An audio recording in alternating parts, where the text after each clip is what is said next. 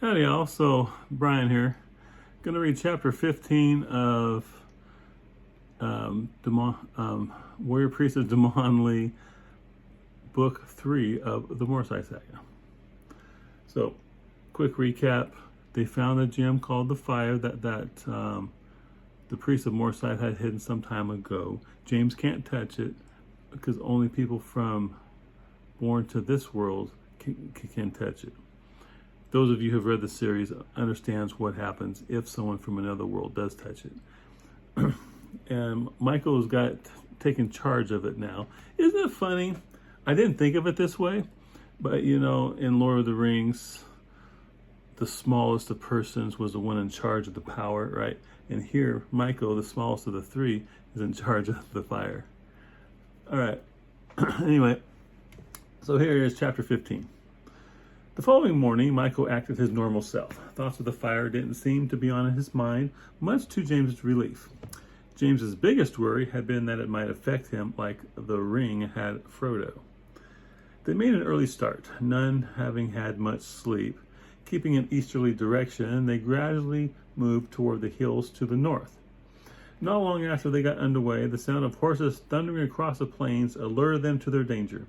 From the south, a band of 10 riders bore down upon them. As they neared, Jiron said, "Grey Wolf Riders." A moment later, James saw their pattern as well. Pattern on their clothes, that was. Michael asked, "Are we going to run?" Shaking his head, James replied, "No, we would never get away from them on foot." He reached down and picked up several stones and waited for them to come closer. He then drew his hand back and took out the farthermost rider, and then progressively worked his way to the front. By the time he'd taken out 5, he let loose the power and crumph! The ground under the front riders exploded, throwing horses and men into the air. Let me pause here for a second. Okay, the whole pattern of taking out the rear person and working your way forward, that comes from the movie Sergeant York with Gary Cooper. In it, he talks about shooting turkeys. See, he says if you shoot the first one, then the rest of them will know something's happening and they'll scatter. But if you take out the back one, you can work your way forward and they won't run because they won't know anything's happening. And I'm sure that is directly responsible for why he did it here. Anyway, let me continue. Jiron rushed forward and advanced on 2 who still lived. Before he reached them, another stone took one through the chest. He engaged the remaining man, catching his sword on crossed knives. Kicking out, he connected with the man's knee, but failed to do any serious injury when the rider twisted at the last moment. The rider backed up a step and then thrust quickly with his sword. Jiron easily deflected the blade to the left and followed through with his other knife, catching the man in the side. Then he brought his knee up into the man's groin. The man fell. A swift kick removed the sword from his hand. Defeated, the Grey Wolf Rider laid there, holding his side as he tried to stem the flow of blood. James surveyed the battlefield and found the man lying at Jiron's feet to be the only one left alive. He went to the dying man. "Do you understand me?" The man just stared back at him, hate in his eyes, not understanding. "What should we do with him?" Jiron asked. "Leave him," James said. To Michael he hollered, "Round up the horses and we'll take them with us." "All of them?" Jiron asked. "Can't leave any here for him to use to give warning," he said, indicating the injured man. "I'll give Michael a hand," Jiron said after wiping off his knives. James stayed near the injured man until they rounded up the remaining horses. Only 5 were alive and fit for travel. The rest had either been killed outright when the ground erupted or had suffered grievous injuries and had to be put down. When they brought the horses to where he waited with the man, James took one and mounted. He gave the man on the ground one last look, knowing he would most likely not survive. Then they left, headed due east. They continued east until passing beyond the view of the rider they had left behind. Then they turned north and galloped toward the safety of the hills. Have you noticed that I do a lot of deception and misdirection in here? Like the man's there lying dead. James is sure he's going to die. But yet they let him see him right east until out of view, and then they turned and went north. That way, if he should survive, he will tell people they headed east, and so maybe they would just continue east. Okay, another hour found them entering the foothills. They moved to the top of the first hill and paused a moment to get a view of the surrounding area. The plains to the south were devoid of anything moving. To the north, the hills progressively became higher until finally turning into the range of mountains they saw farther ahead. The hills also began sprouting trees and grew progressively denser as the forest extended toward the distant mountains. Moving down off the hill, they made their way to the northeast as they wound their way through the hills. Upon reaching a river flowing out of the hills, they turned and followed it upstream. As the sun began to set, they found a spot along the river to make camp, one near the lee of a hill to better conceal them. James waded into the river with a sharpened stick and succeeded in catching 2 large fish while the others got the fire ready. With legs cold from having waded out into the water, he huddled close to the fire for warmth. They kept the fire as low as possible so as not to announce their presence to whoever may be around. James was glad to find bread in a couple pouches that had been on the horses. Though it was a little stale, he was pleased to be able to have something other than just meat. After the meal, while they sat around the campfire, James saw Michael reach into his pouch that contained the fire. Better leave it alone. Why? Michael asked, pausing momentarily in reaching for it. It needs to remain hidden, he explained. We don't know if Dmon-li has any spies in the area, but the last thing we want is for him to know we have it. Michael considered that a moment, and then took his hand away. I guess you're right. Jiron looked at James. I'll take first watch. Good enough, replied James as he settled down to get some sleep. He smiled when he heard Michael snoring from the other side of the fire. That boy could fall asleep no matter what was happening. Quite likely a skill developed while living on the streets. But for James, sleep wouldn't come. His mind was too full of the events of the last several days. What was he to do with the fire? Obviously, he was supposed to keep it hidden and away from Dmon-li. How was he supposed to do that if he couldn't even touch it? Questions and more questions. That's all he seemed to have since coming to this world. What I wouldn't give for some concrete answers. Sleep did finally come, but it seemed all too short before Jiron awakened him for his turn. Up early with the sun, they moved northward along the river, keeping a good pace as it made its way through the hills. They followed it for several hours before coming upon a road running north and south. Jiron moved forward to investigate. He scanned both directions for anyone using it and found no one. Returning to the others, he said, It looks like it's little used. To the north, it crosses the river and continues on into the mountains. To the south, it just disappears into the hills. We'd better make time on the road, Michael urged. But we would also run the risk of running into something. Or someone, James countered. I'm with Michael on this one, Jiron said. We should stick with the road. James replied, All right, but let's be careful. You needn't keep saying that, Jiron told him. I'm not about to be careless. Sorry, apologized James. Okay, that there comes from, why do people say be careful or, be safe? It doesn't make you act any difference. But I've come to realize that people say that just to show that person who's leaving that they care. Moving out, Jiron took the lead as they came onto the road and turned north. The bridge where the road crossed the river was an old wood one. It seemed to have been there for quite a long time. The horses' hooves clattered as they made their way to the far side. 1 second. After they continued following the road, the hills began their gradual climb into mountains. The river left them shortly after crossing the bridge. Suddenly, from up ahead where the road curved around a bend, a group of men came into sight. James was shocked when he saw the extensive tattoos that covered them. Parvatis, just like the ones from Khorasan. The two groups paused momentarily, both sides stunned to see the other. Then the Parvatis gave a war cry as they drew their swords and rushed to attack. Michael turned his horse and was about to gallop away when Jiron suddenly kicked his horse and rushed to meet the charging warriors. James readied a stone to throw and was about to when he noticed that Jiron hadn't drawn his knives. Instead, he held aloft the necklace with the 3 stones, the one that the Parvatis back in Khorasan had given him for defeating one of their number in battle. As he approached the Parvatis, they came to a stop as they realized what he held. Their demeanor changed quickly from one of antagonism to one of astonishment. James and Miko came up behind Jiron as they heard him say, "May your swords drink deeply." One of the Parvatis, an older one, grinned and replied, "May your knives drink deeply." His expression suddenly changed when he saw James and Miko right up behind him. "They are my friends," Jiron said to the Parvati, who nodded in response. "Welcome, then," the Parvati said to them. "My name is Kith, war leader of the Eller tribe." Jiron replied, "My name is Jiron, and these are my friends, James and Miko." They each gave the Parvatis a slight bow from the back of the horses. "How is it that you came to possess mounts of the Grey Wolf clan?" "They attacked us," Jiron explained. "We killed them all and took their horses."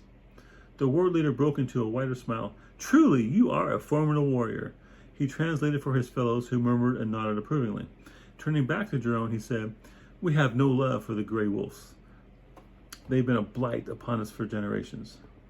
Hang on a second.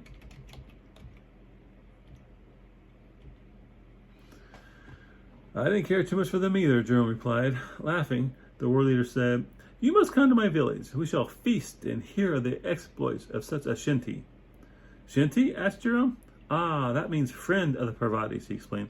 "Any who bear the 3 stones are called such." "We do not have time, I am afraid," he explained. "We are pursued and must make all speed north."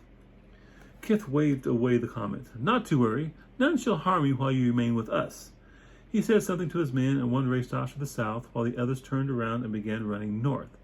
When he saw Jiron looking questioning at him, he explained, "They're going to spread the word that a Shinti has come." James looked. Hang on. No, I don't like look. James watched the departing warriors worriedly, but took Kith at his word. "Come," he said. "Our village lies not far from here, and tonight you may rest in safety. Tomorrow you may go upon your way." He then turned and began moving northward. Jiron glanced back to James, who shrugged and then nodded as he nudged his horse in motion to follow the war leader. Kith led them down the road until it came to a fork, and then turned to follow it to the east. It took a couple hours before they reached the outskirts of his village. It was a large collection of huts nestled in a small valley among the mountains. Many young Parvatis raced around, playing at one game or another, and the Parvati women could be seen in and around the various huts. When they noticed their arrival, the young ones came to them and gathered around to see the Shinti. "Do many Shinti come?" asked James as they dismounted. Kith shook his head as he replied, "It has been over a generation since anyone has been named such." He then faced the assembled members of his tribe and spoke in their tongue. James heard their names being told to the Parvatis gathered there, as Kith told his people. On the way to the village, they had told him about the gathering and their escape. They also related the details of Jiron's fight with the Parvati in Khorasan. All this he related to his people.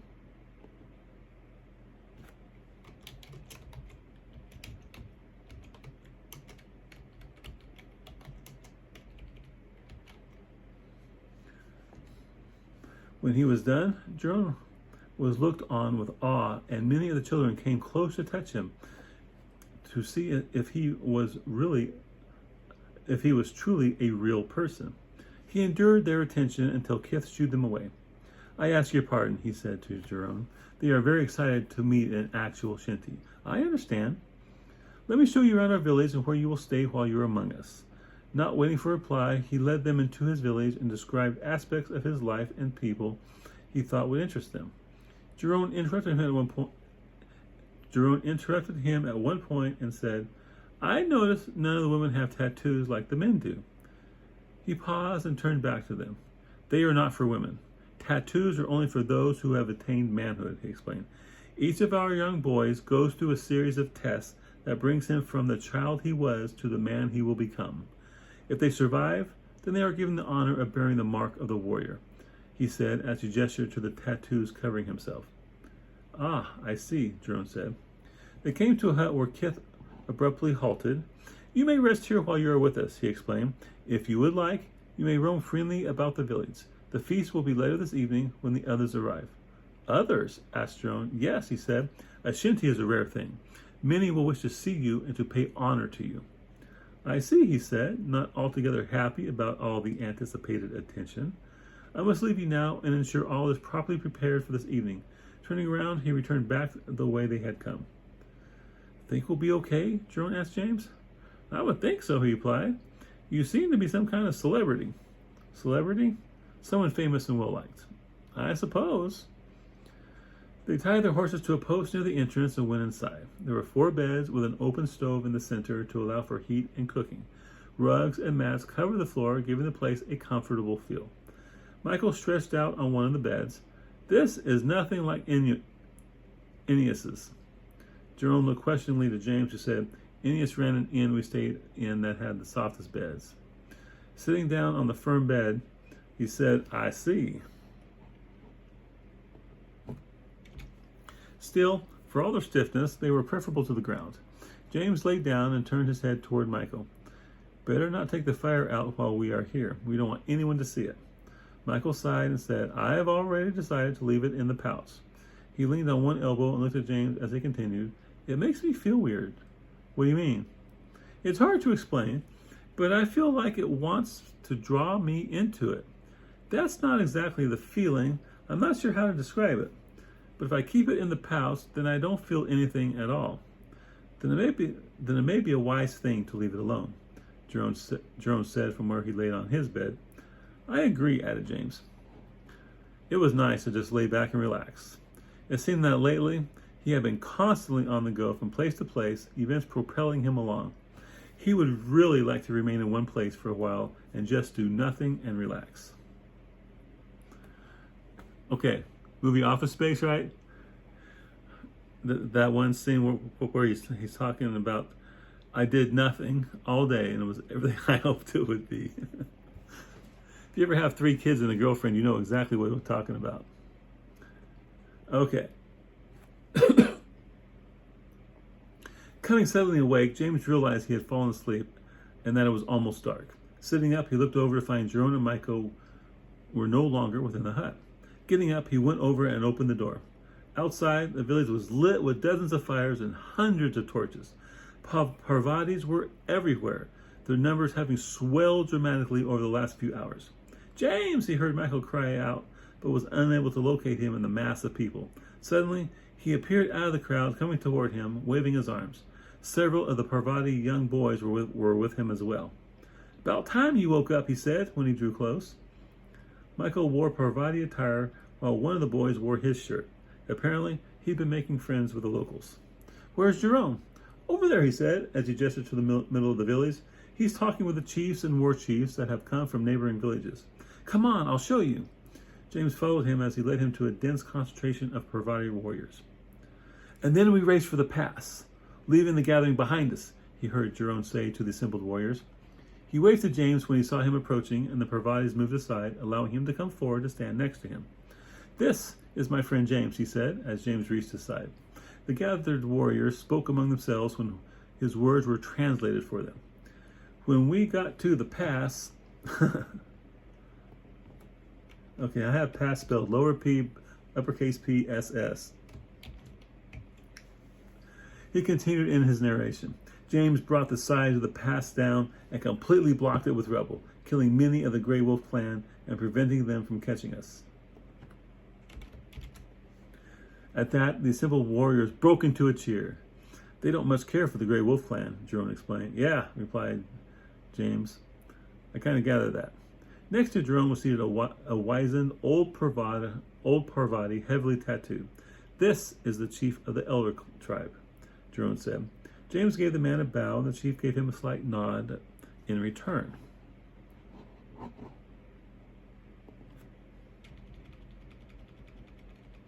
I have a habit when I'm typing, I'll say nod, give him a nod of his head, but you don't need of his head. Just give him a nod. I mean, obviously it's a head, right?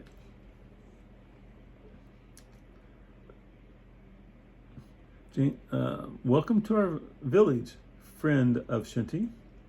Thank you, chief of the Elder tribe, James replied.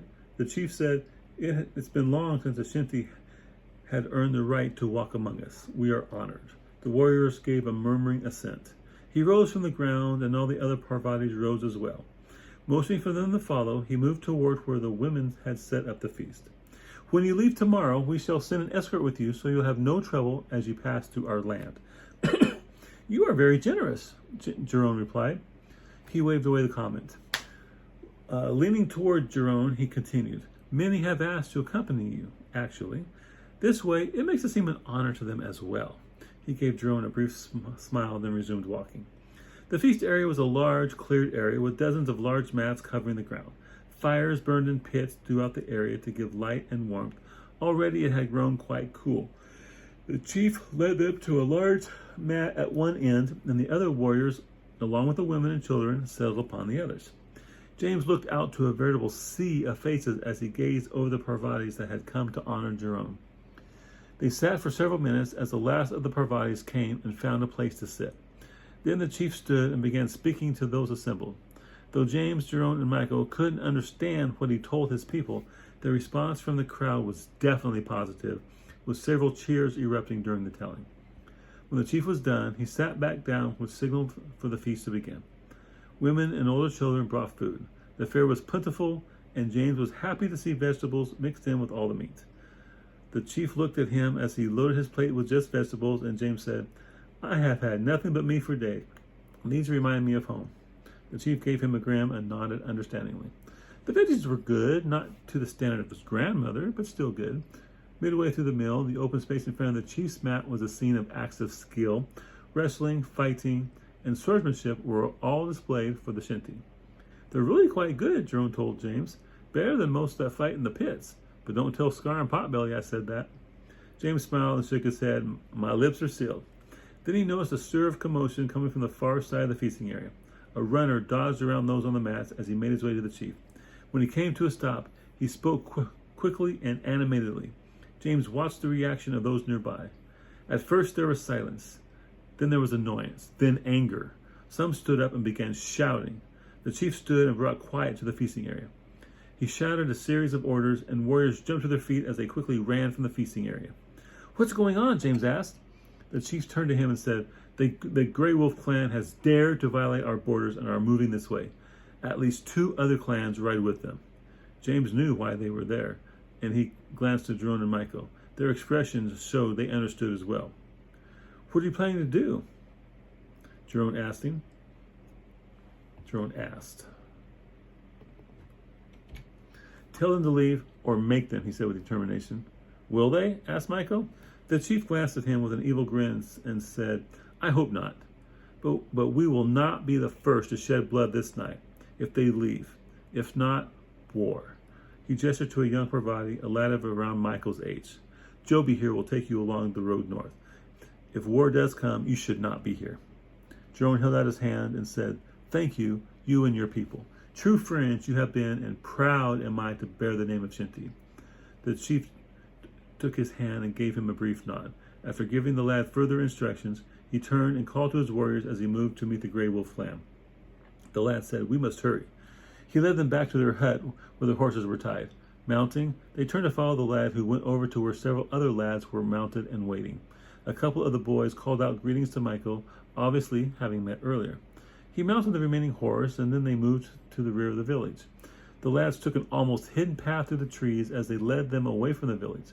They rode single file as they followed the path among the trees and around the sides of the mountains. After a couple of hours, they came to a small lake nestled in among the trees. Winding their way around it, they came out upon a road and quickened their pace as they turned north. They didn't travel far before a band of 100 Parvati warriors passed them as they ran south. The warriors are gathering in case of war, Joby explained. Think there will be? James asked.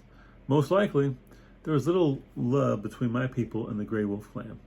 The road branched, and Joby took the west road, which crossed a river spilling forth from a larger lake to their right. Shortly after they left the lake behind, another band of warriors, well over 200 strong, passed them heading south. James almost felt sorry for the Grey Wolf clan if they should be so foolish as to fight the Parvatis. Almost. They continued down the road, making as best time they could in the moonlight. An hour after the warriors had passed them, a smaller road branched off to the right, but Joby continued leading them north along the main road. The other boys with them trailed along behind, acting as guards. The sky to the east was beginning to lighten with the coming of the dawn. As they continued down the road, the mountains began to smooth off into rolling hills. By the time the sun rose in the sky, they had completely passed out of the mountains and were among the foothills. Joby brought them to a stop. "This is where we must leave you." "Thank you for bringing us safely through your lands," Jiron said. "It was our pleasure," he replied. "To the north lies the keep which guards the borders of the Empire and the Kirkin Federation. It is to the east of the main road, so stay on it and you should be fine." "Kirkin Federation?" asked James. "Several kingdoms to the east have banded together to form a united front against the Empire," he explained. "Alone, they could never stand up to the Empire, but together, they are very formidable. Hostilities have broken out between the Federation and the Empire recently, but if you stay on the main road, you should be able to stay clear of it." "Thank you again," James told him. "You're welcome," Joby replied. "May your swords drink deep," Jiron said. "May your knives drink deep," replied Joby as he turned his horse. With a cry, he and the other young Parvatis galloped back the way they had come. "Think this Kirkin Federation would help us?" Jiron asked. "The enemy of our enemy isn't always our friend," James replied. "We better stay clear of them as well." "All right," said Jiron.